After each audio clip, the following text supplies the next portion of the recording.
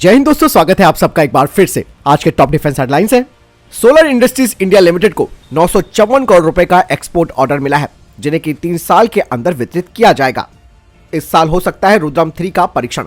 आधुनिकीकरण को बढ़ावा देने के लिए भारतीय सेना 2027 तक 1 लाख सैनिकों की कटौती करने जा रही है। सेना प्रमुख ने दी जानकारी।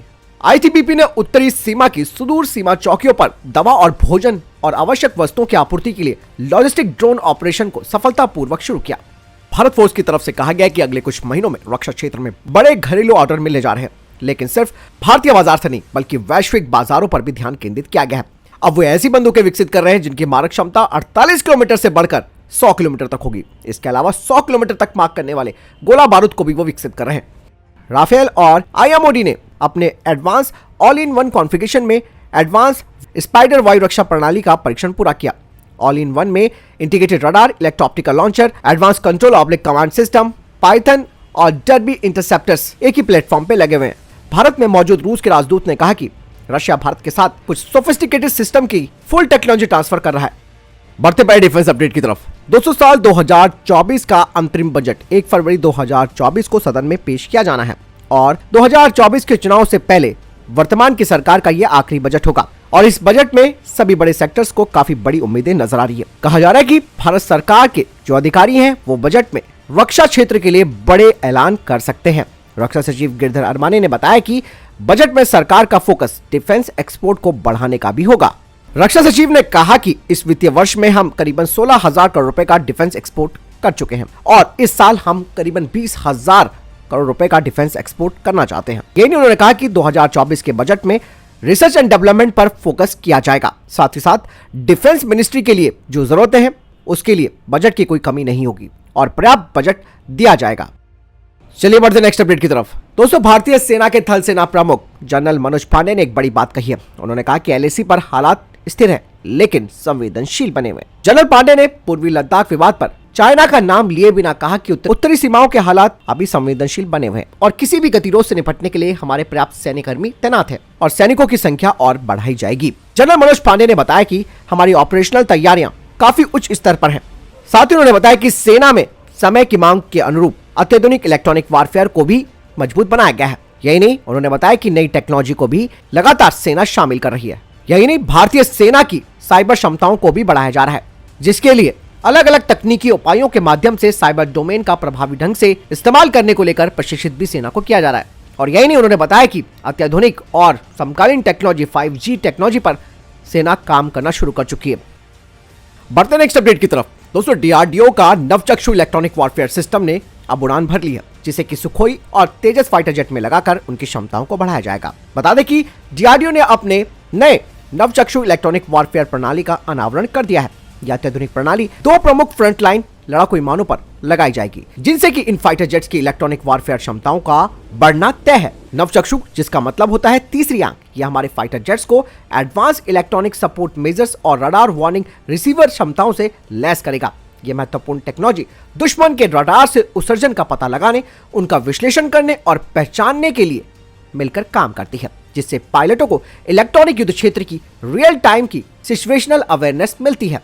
बता दें कि नवचक्षु के कई फायदे मिलेंगे, जिसमें कि ये दुश्मन के रडार की पहचान करके उन्हें जाम करके पायलट को अपने विमान को दुश्मन के एयर डिफेंस सिस्टम से बचने के लिए अदृश्य बना सकते हैं, जिससे कि लक्षित होने का जोखिम काफी कम हो जाता है। बता दें कि ये रडार संकेतों को वर्गीकृत कर सकता है और पायलटों को आने वाले खतरों को प्राथमिकता देने में मदद कर सकता है, जिससे कि वे अधिक दक्षता के साथ बेहतर रक्षात्मक उपाय करने में सक्षम होंगे। इसके अलावा दुश्मन के रडार की तैनाती और क्षमताओं को समझकर पायलट कमजोरियों का फायदा उठा सकते हैं और हवाई युद्ध स्थितियों में टैक्टिकल बढ़त हासिल कर सकते हैं। बता दें कि इसके कुछ एडवांस टेक्नोलॉजिकल फीचर्स हैं। इसका जो एडीएफ एंटीना है, यह एंटीना दिशा खोज क्षमता प्रदान करता है, जिससे सिस्टम को दुश्मन के रडार संकेतों के स्थान को इंगित करने की अनुमति मिलती है।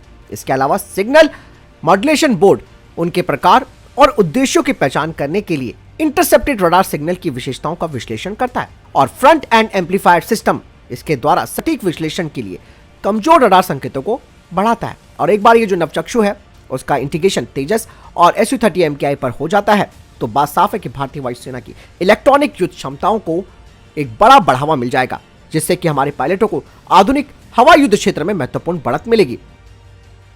चलिए बढ़ते नेक्स्ट अपडेट की तरफ। भारतीय नौसेना अब तेलंगाना के पारगी में दामागुंडम मंदिर परिसर के पास जो जंगल मौजूद है वहां पर एक कम यानी कि लो फ्रीक्वेंसी रडार स्टेशन लगाएगी।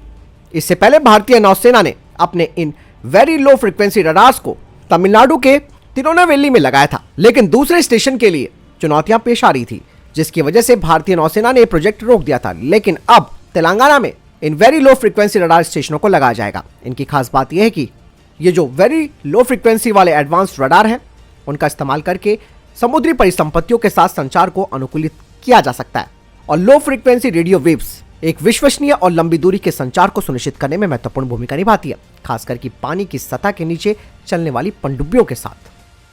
बढ़ते नेक्स्ट अपडेट की तरफ। भारतीय सेना अर्जुन MK-1A टैंक के लिए तैयार है। बता दें कि Arjun MK-1A main battle tank को भारतीय सेना के शस्त्रागार में अब शामिल किया जाएगा। घरेलू स्तर पर निर्मित इन टैंकों का पहला बैच 2024 में चेन्नई स्थित हैवी व्हीकल फैक्ट्री में प्रोडक्शन लाइन में शुरू होने की उम्मीद है और भारतीय सेना कुल 118 अर्जुन MK-1A टैंक्स को खरीदेगी, जिनमें से 18 को शुरुआती बैच में डिलीवर किया जाएगा और इसके बाद ये पूरा ऑर्डर 2027 तक पूरा हो जाएगा, यानी कि सालाना 30 टैंक वितरित किए जाएंगे। DRDO जिसने कि अर्जुन MK-1A को विकसित किया है, उनको उम्मीद है कि टैंक की प्रभावशाली क्षमताओं के कारण भारतीय सेना उनको और ऑर्डर देगी। सफल तैनाती और सकारात्मक प्रतिक्रिया बड़े पैमाने पर प्रोडक्शन लाइन और संभावित रूप से निर्यात का मार्ग भी प्रशस्त कर सकती है। बता दें कि अर्जुन MK-1A टैंक में पहले वाले अर्जुन MK-1 की तुलना में कई महत्वपूर्ण अपग्रेड किए गए हैं, जिसमें कि इस नए टैंक की मारक क्षमता, गतिशीलता और सर्वाइविलिटी को बढ़ाने का काम किया गया है। इसमें 72 नई विशेषताएं शामिल हैं। इसमें computer control fire control system यानी कि FCS लगा है, जो कि डे और नाइट साइटिंग के लिए है। यही नहीं, इसके अलावा इस नए वर्जन में इस टैंक में कमांडर पैनोरामिक साइट MK2 लगाई गई है। साथ ही automatic target tracker, remote control weapon station, effective muzzle reference system आदि शामिल है। बढ़ते नेक्स्ट अपडेट की तरफ। दोस्तों, भारत फोर्ज अब भारतीय सेना के लिए शॉर्ट मीडियम एल्टीट्यूड UAVs को तैयार करेगी। दरअसल भारत फोर्ज ने पहले से ही सैन्य UAV के अग्रणी अमेरिकी निर्माता जनरल एटॉमिक्स एरोनॉटिकल सिस्टम के साथ एक रणनीतिक साझेदारी बनाई है और इस सहयोग से भारत फोर्ज जनरल एटॉमिक्स के विमानों के लिए प्रमुख कंपोनेंट्स और सब असेंबली का निर्माण करेगा, जो कि भारत को एक्सपीरियंस और टेक्नोलॉजी ट्रांसफर भी करेगा। हालांकि भारत फोर्ज अपने खुद के UAV विकसित करने के लिए कौन सा रास्ता अपनाएगी ये साफ नहीं है, लेकिन भारत फोर्ज की योजना यह है कि वो शॉर्ट मीडियम एल्टीट्यूड UAVs को तैयार करेगी। बढ़ते नेक्स्ट अपडेट की तरफ। अरुणाचल प्रदेश के CM पेमा खांडू ने कहा कि भारत सरकार के नेतृत्व में अरुणाचल प्रदेश में कनेक्टिविटी को बढ़ाने को लेकर काफी ध्यान दिया गया है।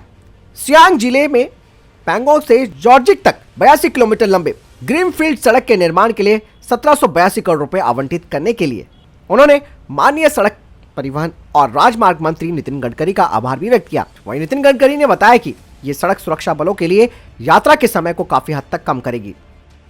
मजगांव डॉक शिप बिल्डर ने कहा कि एक बार अगर 3 इनहांस कलवरी क्लास के सबमरीन्स का कॉन्ट्रैक्ट साइन हो जाता है तो मजगांव डॉक शिप बिल्डर तो इन पनडुब्बियों का निर्माण अगले 18 से 24 महीनों के अंदर शुरू हो जाएगा और पहली सबमरीन ड्राई डॉक से एक्सटर्नल डॉक तक 5 सालों से भी कम समय में पहुंच जाएगी।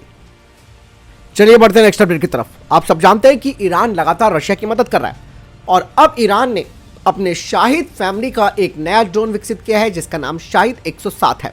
कहा जा रहा है कि ईरान ने इस नए ड्रोन की कुछ यूनिटें रशिया को बेची हैं, जिनकी अनुमानित कीमत लगभग $2 मिलियन से अधिक हो सकती है। और हाल ही में रशिया और ईरान के बीच महत्वपूर्ण हथियारों की डील भी हुई है, जिसमें अमेरिका ने भी ऐतराज जताया है।